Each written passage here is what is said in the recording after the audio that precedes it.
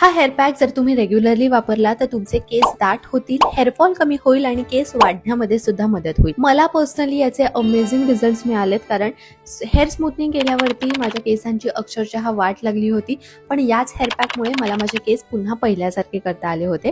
त्यामुळे आता रेसिपी लगेचच जाणून घेऊयात. 4 ते 5 चमचे मसाला शिकाकाई पावडर घ्या. मसाला शिकाकाईमध्ये शिकाकाई सोबत आवळा, रिठा, भृंगराज, जास्वंद, नागरमोठा, नीम, मेथी असे बरेच इन्ग्रेडियंट्स असतात.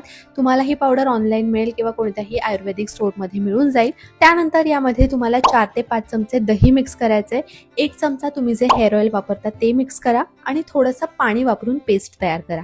आता ही पेस्ट तुम्हाला तुमच्या केसांच्या मुळांना आणि हेअर लेंथवरती सुद्धा लावून घ्यायची आहे. कोणताही भाग सोडायचा नाहीये.